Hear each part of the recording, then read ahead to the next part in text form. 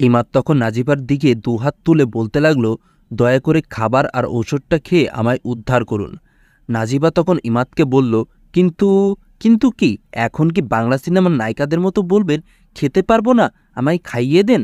তা ঠিক বলবো না, তবে এটা সত্যি যে আমি নিজের হাতে খেতে পারবো না। ব্যথা তো পেয়েছেন কপালে আর পায়ে, হাতে তো আর পাননি, তাহলে কেন খেতে পারবেন না? নাজিবা ইমাদের প্রশ্নের কোনো উত্তর না দিয়ে বালিশ থেকে কোনো মতে উঠে বসতে চাইলেই পায়ে প্রচণ্ড জোরে টান খায়। কপালের আঘাতটা একটু বেশিই লেগেছে, যার কারণে মাথাটাও বারবার ঘুরছে।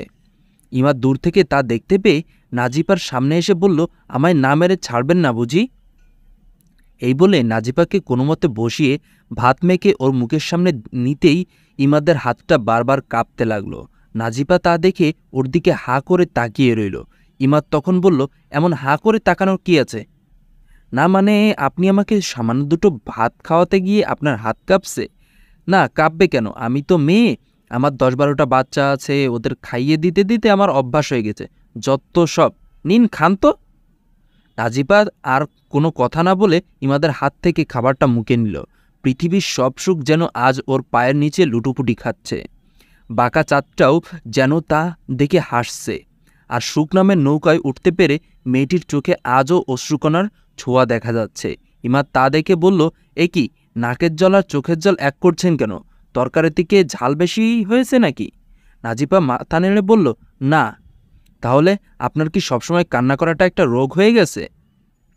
নাজিপা ইমাদের কথায় ঠোঁটের কোণে মলিন হাসি ফুটিয়ে বলল, কেউ এভাবে খাইয়ে দেয়নি তো কখনো, তাই আনন্দের চোখে জল চলে এসেছে। নাজিবার কথায় ইমাদ অনেকক্ষণ ওর দিকে চেয়ে থাকে। মেয়েটি বড়ই অদ্ভুত, একটা মায়াজালে আমায় বিঁধে ফেলেছে, কিন্তু এই মায়াজালে যে আমি আর পড়তে চাই না। নিজের আবেগটাকে লুকানোর জন্য ইমাদ অট্ট হেসে বলতে লাগলো, ছোটবেলায় মা কখনো খাইয়ে দেয়নি? নাজিবা কথাটির কোনো উত্তরই দিল না, কেবল নিঃস্বভাবে বসে চোখের জলই ফেলল। ইমাদ তখন পকেট থেকে রুমাল বের করে নাজিবাকে দিয়ে বলল, এই সস্তা চোখের পানিগুলো মুছুন। নাজিবা অবাক হয়ে ওর দিকে তাকাতেই ইমাদ বলল, যে কথায় কথায় চোখের জল ফেলে তার চোখের জল সস্তা ছাড়া আর কিছুই না। ইমাদ এই বলে ওয়াশরুমে যায় হাত ধুতে। এসে দেখে নাজিবা রুমালটা নিয়ে সামনে নিজের নাক মুছছে। ইমাদ রেগে গিয়ে নাজিবাকে বলল, ইয়াক, এই রুমালটা আমি কি করে ইউজ করব? ছি ছি, এইভাবে তো বাচ্চারাও করে না। সরি। এই বলে নাজিফা মাথা নিচু করে ইমাদকে রুমালটা দিতেই ইমাদ বলে উঠল, আমি তো পাগল, এই নোংরা রুমালটা আমি এখন নিব? যাক বাবা, আপনি তো আপনার এই রুমালের জন্য আমায় বকেছেন। এই নিন, আমার আর লাগবে না। লাগবে কেমনে? চোখের জলের সাথে নাকের জলও মুছে ফেলেছেন, এখন আর এটা কি আপনার লাগবে? গাধি একটা, ওটা ফেলে দিন। এই নিন ওষুধ খান। আচ্ছা, ওষুধ তো খেলাম, এবার আমি কি যেতে পারি? না মানে, আপনার রুমে তো আর বেশি সময় থাকা উচিত নয়, এবার আমি বরং মায়ের রুমে গিয়ে শুয়ে পড়ি। কি ঢং দেখাচ্ছে! এই যে পা মস্কানো নিয়ে ২ সপ্তাহ এই বিছানা থেকে উঠতে পারবেন কিনা সন্দেহ আছে, আবার উনি যাই যাই করছে। যত সব! আপনি কথায় কথায় এমন ঝগড়া করেন কেন? কি আমি ঝগড়া করি? ভালো উঠতে পারেন কিনা দেখুন তো। না উঠতে পারলে কি আর করব, এখানেই ঘুমাবো। এর জন্যই তো পড়েছেন। এখন আমার এখন মনে হচ্ছে আপনি ইচ্ছে করেই পড়েছেন, ঘর থেকে বের করে দিয়েছি বলে সেই প্রতিশোধ নিতে এমন করেছেন। নিন ঘুমান। আপনি কোথায় ঘুমাবেন সেই চিন্তা আপনাকে করতে হবে না।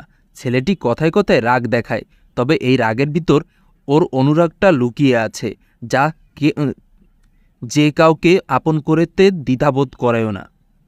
ইমাদ ঘরের আলো অফ করে দেয়। হালকা ডিম লাইটের আলোয় সোফায় গিয়ে শুয়ে বাইরের পানে চেয়ে থাকে। নাজিফা ঘুমিয়ে পড়ে। নিঃশব্দ পরিবেশ, নিশ্চুপ চারপাশ। বাইরে হঠাৎ বৃষ্টি, কিচিরমিচির আর গুনগুনানি শব্দ। হঠাৎ করে মেঘের গুড়ুম গুড়ুম ডাক। জানালা দিয়ে বৃষ্টির পানির হালকা স্পর্শ আর মৃদু বাতাসের ঠান্ডা অনুভূতি হওয়ায় ইমাদ জানালা লাগাতে বিছানার সামনে যেতেই চোখে পড়ে নাজিফার মুখপানে মায়ার ঘোরে হারিয়ে যায় ছেলেটি। একটি অচেনা মায়া তাকে স্পর্শ করেছে। অজানা এক অনুভূতিতে বারবার শরীর শিহরিয়ে উঠছে। ঘোমটার আড়ালে এতদিন যে মেয়েটিকে সে লুকিয়ে থাকতে বলেছে, আজ তার মুখখানা দেখতে পেয়ে ইমাদের মনে হলো রাত্রির আকাশে এ যেন এক শুকতারা, যে নিজের আলো দিয়ে পুরো আকাশটাকে দীপ্তময় করে রেখেছে। তার চেহারাটা এত মলিন আর মায়াবী যে যে কেউই ওর মুখের দিকে তাকিয়ে শতপ্রহর কাটিয়ে দিতে পারে। কাঁচা হলদের ন্যায় গায়ের রং, মনে হয় যেন নূর ঝরে পড়ছে। ওর চলার গতি সহজ, দীপ্তি নির্মল, সৌন্দর্যের সূচিতা অপূর্ব। এক কথায় সে যে গাছে ফুটেছে তাকে অতিক্রম করে রজনীগন্ধার শুভ্র মঞ্জুরির মতো সরল বৃন্তটির উপর দাঁড়িয়ে রয়েছে। ওর উপমা এই, ইমাদ যে কখন এসব ভাবতে ভাবতে নাজিবার পাশে চেয়ারে বসে ঘুমিয়ে পড়েছে বুঝতেই পারেনি। ফজরের আজান কানে যেতেই নাজিফার ঘুম ভেঙে যায়। চোখ মেলে দেখে ইমাদ ওর পাশের চেয়ারে হেলান দিয়ে ঘুমাচ্ছে। নাজিফা ওর দিকে চেয়ে অসহায়ভাবে বলতে লাগলো, আল্লাহ, আমার জন্য রাতে উনি ঠিক করতে ঘুমাতে পারলেন না। আল্লাহ, তুমি আমাকে তাড়াতাড়ি সুস্থ করে দাও, যাতে আমি এই ঘর থেকে তাড়াতাড়ি যেতে পারি। যাই, নামাজটা পড়ে নিই। এই বেলে নাজিফা নিচে পা রাখতে ব্যথায় জোরে চিৎকার দেয়। ওর চিৎকার শুনে ইমাদ চোখ খুলতেই ওকে এই অবস্থায় দেখে প্রচণ্ড জোরে একটা ধমক দিয়ে বলল, এত বেশি বুঝেন কেন আপনি? এই অবস্থায় কোথায় যাচ্ছিলেন? না মানে উজু করতে। তো আমাকেই ডাকলেই পারতেন। আর এক ওয়াক্ত নামাজ না পড়লে কি হয় না? আপনার যে অবস্থা তাতে আপনি নামাজ পড়বেন না কী করে? অসুস্থ বলে তো খাওয়া দাওয়া আরাম আয়েশ ছেড়ে দিচ্ছি না, তাহলে নামাজ কেন ছেড়ে দিব? আল্লাহ যদি এতই ভালোবাসে আপনাকে, তাহলে কষ্ট দিচ্ছে কেন? মা বাবা আমাদের ভালোবাসে বলেই যে আমাদের স্বভাবদার মিটায় এমন নয়। ঠিক তেমনই আল্লাহ আমাদের ভালোবাসে বলে যে অসুখ সমস্যা দিবে না এমন নয়, বরং আরও বেশি করে তিনি তার প্রিয় বান্দাদেরকে সমস্যা দেয়, যাতে করে তারা সেই সমস্যার মাঝেও তাকে স্মরণ করে কিনা তা পরীক্ষা করে। ইমাদার কোনো কথা না বাড়িয়ে ওয়াশরুম থেকে বালতিতে করে উজুর পানি নিয়ে এসে নাজিফার সামনে দিয়ে বলে, নিন, সকাল সকাল আমাকে কষ্ট না দিয়ে তো আপনি আর ছাড়বেন না। আমি তো আপনাকে কষ্ট দিতে চাইনি, আপনি তো নিজেই পানি আনতে গিয়েছেন। আমি তো উঠে গিয়েই ওয়াশরুমে উজু করে আসতাম। চুপ থাকুন, উঠে গিয়ে উজু করে আসতেন। হাঁটতে পারতেন যে উজু করতেন। নাজিফা অজু করতে লাগলো। ইমাদ সেই সৌন্দর্য এক দৃষ্টিতে অবলোকন করতে থাকে। ওর পানে চেয়ে ইমাদ কল্পনার রাজ্যে বিভোর হয়ে যায়। এই যে এভাবে কি দেখছেন? নাজিফার কথায় ইমাদ কল্পনার জগৎ থেকে বাস্তবতায় ফিরল। একটু সংকোচ নিয়ে বলল, নাথিং। আপনি এখন কিভাবে নামাজ পড়বেন? আপনি তো দাঁড়াতে পারবেন না। আল্লাহ আমাদের জন্য সব কিছু সহজ করে দিয়েছেন। অসুস্থ অবস্থায় আমরা বসে শুয়ে এবং ইশারা দিয়েও নামাজ পড়তে পারি। ওকে, তাহলে আপনি পড়ুন, আমি আসছি। কোথায় যাচ্ছেন? নাজিফার প্রশ্নটাই ইমাদ নাজিফার দিকে তাকাতেই নাজিফা বলতে লাগলো, না মানে এত সকাল সকাল বাইরে যাচ্ছেন তো, তাই জিজ্ঞাসা করলাম। আর তাছাড়া আপনি নামাজ পড়বেন না? এজন্য যিনি আমার স্ত্রীকে আমার থেকে কেড়ে নিয়েছেন তিনি কখনোই আমাকে ভালোবাসতে পারেন না, সুতরাং আমি আসছি।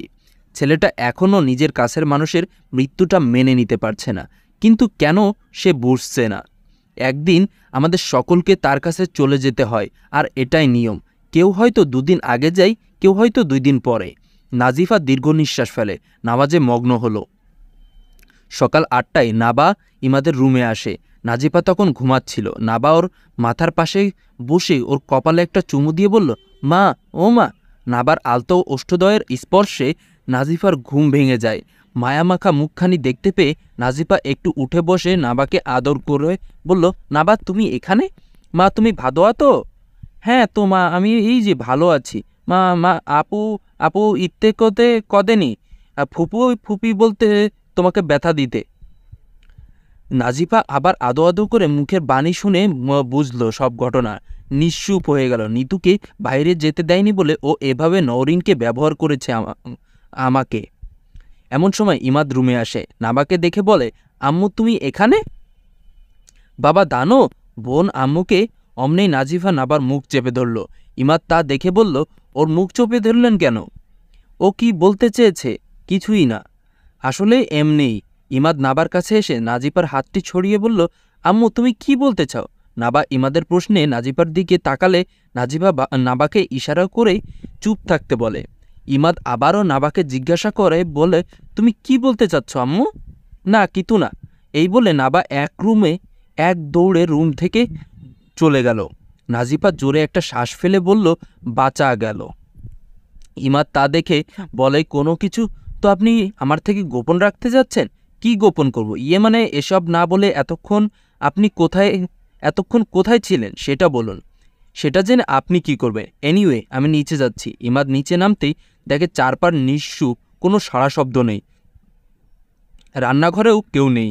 কদম, বুয়া, মা কাউকেই কোথাও দেখা যাচ্ছে না। ইমাদ আশ্চর্য হয়ে সালেহার ঘরের দিকে গিয়ে দেখে সালেহা শুয়ে রয়েছে। মা, কি হয়েছে? তুমি এভাবে শুয়ে রয়েছে কেন? আর বলিস না বাবা, সকাল থেকে কোমরটা যা ব্যথা করছে। কি বলো, ডাক্তার ডাকবো আমি? না না, ডাক্তারের আবার কি দরকার, একটু ঘুমালেই ঠিক হয়ে যাবে। এটা আবার কেমন কথা? ঘুমের সাথে কোমরের কী সম্পর্ক? ও তুই বুঝবি না, যা তুই আমাকে একটু ঘুমাতে দে। সে তো বুঝলাম, কিন্তু সকালের নাস্তা কি আজ তৈরি হবে না? বুয়া, কদম ভাই এরা কোথায়? ওদের সবারও কোমর ব্যথা। কি? না মানে বাবা, কদমের হাত পা ব্যথা, তাই সে আসবে না। আর সখিনার পা ব্যথা, তাই ও আসবে না। যাক বাবা, তোমরা কি নাজিফার সাথে রুগী হয়ে গিয়েছো সবাই? এখন বাচ্চাদের কি খাইয়ে স্কুলে পাঠাবো? আর তাছাড়া নাজিফার ঔষধ খেতে হলে তো কিছু খেতে হবে। হ্যাঁ তাই তো, বাবা না হলে মেয়েটা কিভাবে সুস্থ হবে? আমি বলি কি, তুই তো অনেক ভালো রান্না করতে পারিস। আগে মানে মিতুর জন্য, এই আমার জন্য তুই কত কিছু অফ ডে রান্না করতিস, তো আজকে না হয়। অমনেই ইমাদ চোখ বড় বড় করে তাকাতেই সালেহা আস্তে আস্তে বলল, না মানে আমি নাবা আর নওরিনের কথা ভেবেই বলছি, নাজিবার জন্য তো কিন্তু বলিনি। আর তাছাড়া আমিও কতদিন হয়ে গেল তোর হাতের খাবার খাই না। আগের মতো একটু হাসি খুশি থাক না বাবা, আগের মতো শখ করে একটু কিছু রান্না কর। না না না মা, এসব আমার দ্বারা হবে না। যার জন্য করতাম সে তো আমায় ছেড়ে চলে গিয়েছে, সো আমি আর পারবো না।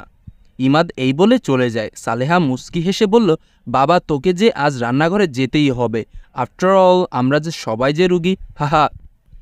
ইমাদ উপরে গিয়ে নাজিফার সামনে এদিক থেকে ওদিকে পায়চারি করতে লাগলো আর নিজে নিজেই বকতে লাগলো, আমাকে রান্না করতে বলেছে? আমি কি মেয়ে নাকি রান্না যে করব? যত সব, আমার হয়েছে সব জ্বালা। সবাই রুগী, আমি শুধু সুস্থ, তাই মেয়েদের মতো এখন আমাকে রান্না করতে হবে। এই বলে ইমাদ নাজিফার দিকে চেয়ে রইল। নাজিফা ভয়ে ইমাদকে বলল, আমি কিন্তু কিছু করিনি, তাহলে আমার দিকে ড্যাব ড্যাব করে চেয়ে আছেন কেন? আপনার জন্যই তো বাড়ির সকলেই অসুস্থ। কে আবার অসুস্থ হলো? কে আবার? আমার মা জানের কোমর ব্যথা, কদমের হাত ব্যথা, বুয়ার পা ব্যথা। ও মা, এত ব্যথা কেন? কারণ আজকে ব্যথা দিবস।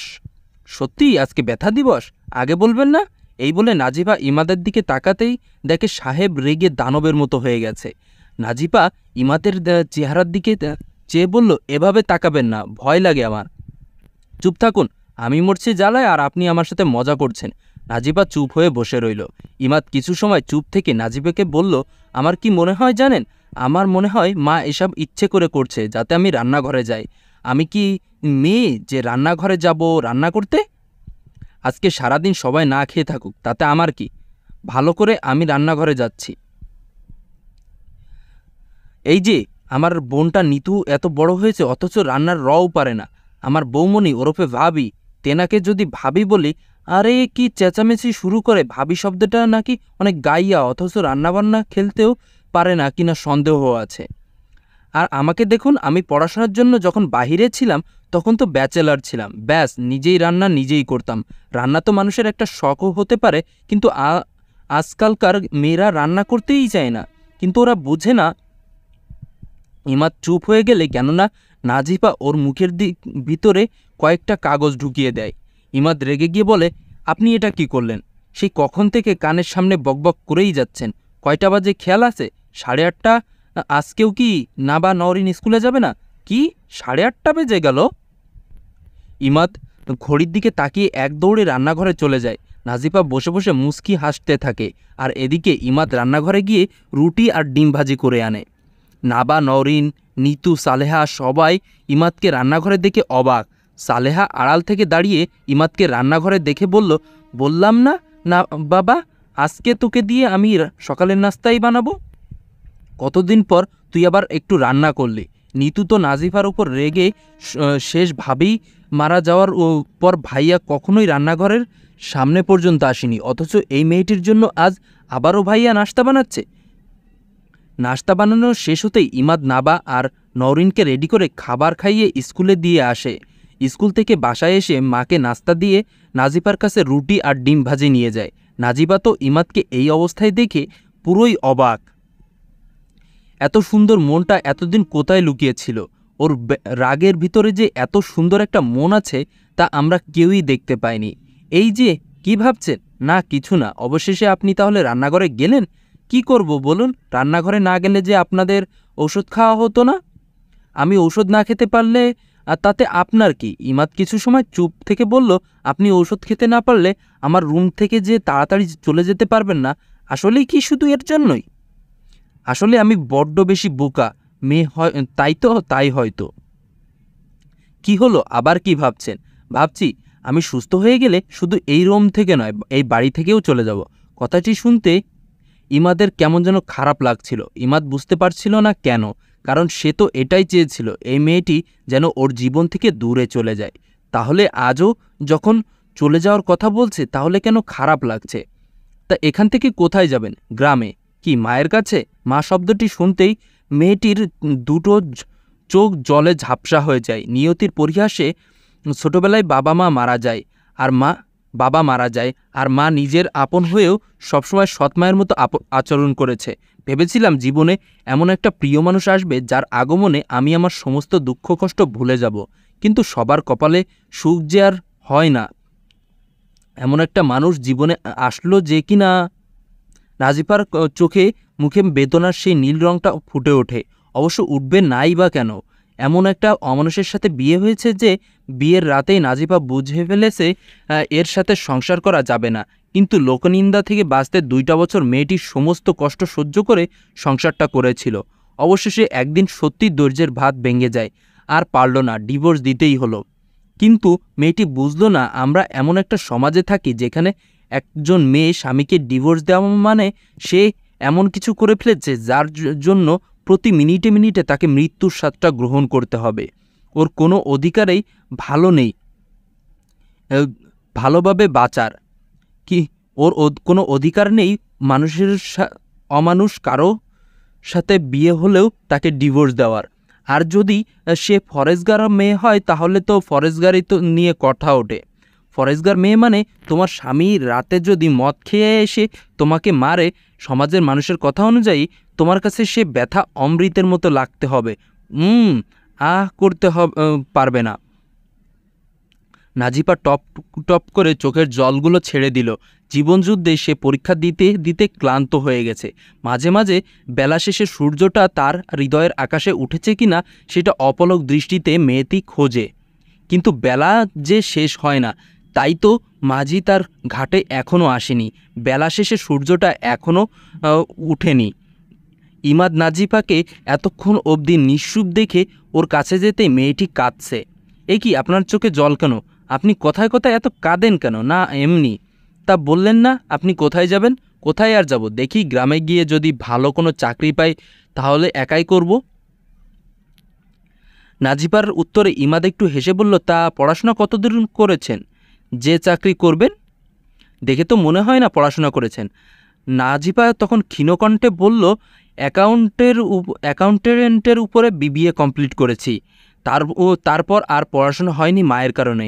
এটুকু অবধি পড়তেই তো আমাকে। নাজিফা চুপ হয়ে যায়। ইমাদের দিকে তাকিয়ে দেখে ছেলেটি অনিমেষভাবে ওর দিকে চেয়ে আসে। এভাবে তাকিয়েছেন কেন? আপনি বিবিএ কমপ্লিট করেছেন? অবাক হচ্ছেন? আসলে আমাদের মানুষগুলোর সমস্যা কি জানেন? কেউ যদি রবকে ভালোবাসে, তার হুকুম মেনে চলে, সে ছেলে হোক কিংবা মেয়ে, তার সম্পর্কে আমরা ধারণা করে নেই সে অবশ্যই আনস্মার্ট গাইয়া টাইপের ব্যক্তি হবে, আর জেনারেল পড়াশোনার সেটার সামনেই যেন তার যাওয়া উচিত নয়। অথচ সত্যিকারের রবকে যে ভালোবাসে সে সবচেয়ে স্মার্ট, শিক্ষিত ও সুশীল ব্যক্তি। সেই মনে করে যে দিনই ইলম নয়, একজন ব্যক্তি হিসেবে আমাকে সব কিছুর উপরে জ্ঞানার্জন করা উচিত। ইমাদ বাকরোধ হয়ে যায়। আসলেই আমাদের কাছে কোনো ব্যক্তি রবকে ভালোবাসা মানে তার সম্পর্কে আমাদের কোনো ভালো ধারণাই আসে না। ইমাদ মুখে অস্ফুটিত হাসি ফুটিয়ে নাজিফাকে বলল, শুভকামনা, ভালো থাকবেন, আর যদি কিছু লাগে তাহলে আমাকে বলবেন।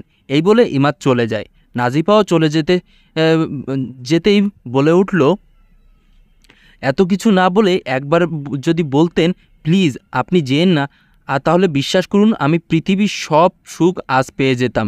কিন্তু 4 অক্ষরের ভালোবাসা শব্দটি হয়তো আমার কপালেই নেই। দুপুর 3টে বাজে। নাবা আর নওরিন বাড়ি ফিরে আসে। ইমাদ আজ চেম্বারে যায়নি। সকালে নাজিফার কথাগুলো যেন তাকে খুব কষ্ট দিচ্ছে, কিন্তু কেন এই প্রশ্নটির উত্তর তার তা জানা নেই। ইমাদ আবারও রান্নাঘরে গেল।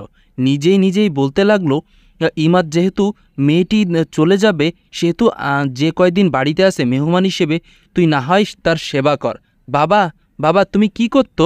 প্রশ্নটি শুনে ইমাদ সামনে তাকাতেই দেখে নাবা একটু হেসে বলল, আমি রান্না করছি মা। কার জন্য? মায়ের জন্য? ইমাদ অবাক হয়ে যায়। নাবার সামনে গিয়ে হাঁটু গেড়ে বসে নাবাকে জিজ্ঞাসা করলো, আচ্ছা মা, তুমি ওকে মা বলে ডাকো কেন? তা মাকে মা বলবো নাকি কি বলবো?